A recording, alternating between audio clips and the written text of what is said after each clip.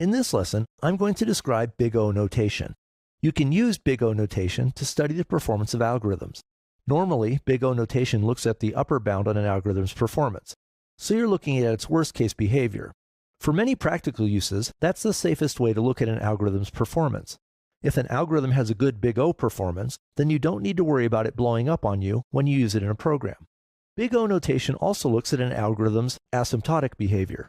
By asymptotic behavior, I mean the algorithm's performance as the size of the problem grows very large.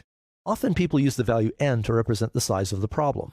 So another way to describe asymptotic behavior is to ask yourself, what happens to an algorithm's performance as n grows very large? For example, suppose you want to sort a list of numbers, and you have a couple of different algorithms that you could use. If your list only contains 2 numbers, so the size n equals 2, then it doesn't matter which algorithm you use. It's hard to imagine any method taking more than a few microseconds on a computer. Now suppose the list contains 10 numbers, so n equals 10. That's still not a very big list, so whatever algorithm you decide to use will be fast enough. Suppose the list contains 100 numbers, or 1,000, or maybe 1,000,000. Now things start to get interesting. It's still not all that hard to sort 1,000,000 numbers on a computer, but now the algorithm you pick might actually make a difference. Some sorting algorithms are much faster than others, so some might sort this list in a few seconds, while others might take a few hours. This is what I mean by asymptotic behavior. Big O notation looks at an algorithm's performance when the problem size becomes large, because that's usually the only time we care too much about the algorithm's performance. So how do you figure out an algorithm's Big O notation? You can do that by following 5 rules. First, if an algorithm performs f of n steps for some mathematical function f, then the algorithm has order f of n performance. It's written like this, Big O, paren, the function, close paren. It's usually pronounced order f of n. For example, suppose you want to find the largest number in an array of values using this simple algorithm. The algorithm initializes the variable max to hold the first value in the array. It then loops through the array of values. If it finds a value larger than max, it updates max to hold that value. For an array containing n items, the loop performs n steps. That means this algorithm has order n behavior. Here the function is simply the linear function f of n equals n.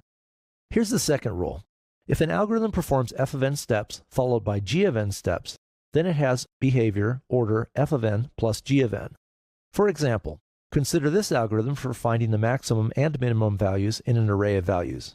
The algorithm starts as it did before to find the maximum value.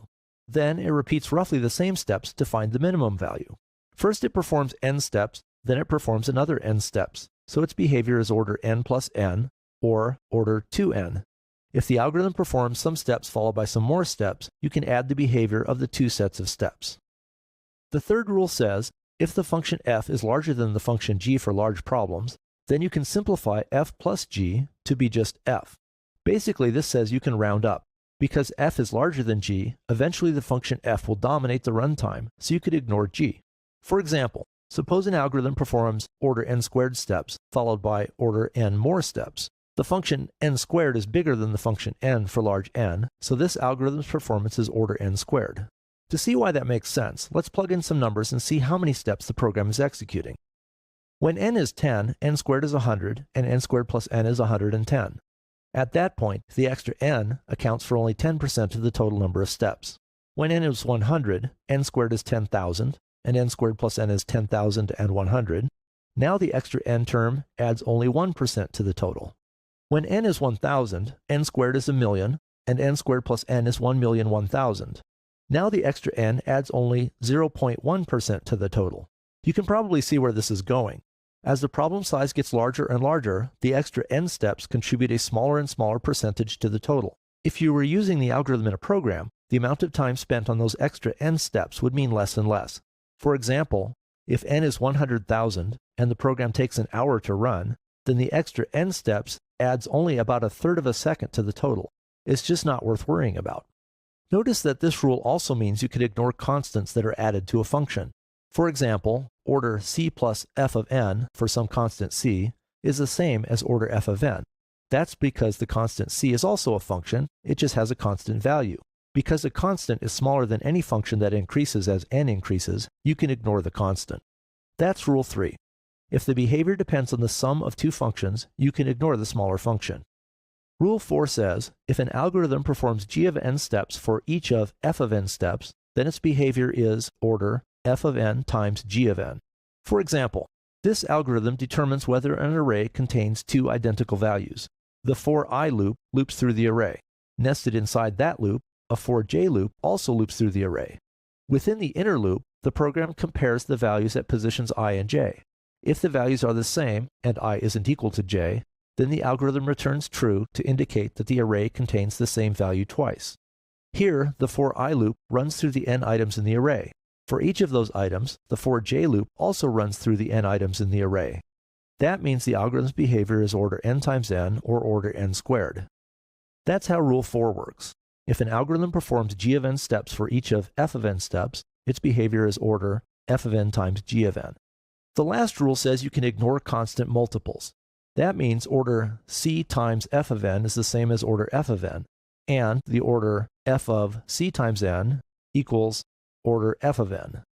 This rule is a bit harder to understand.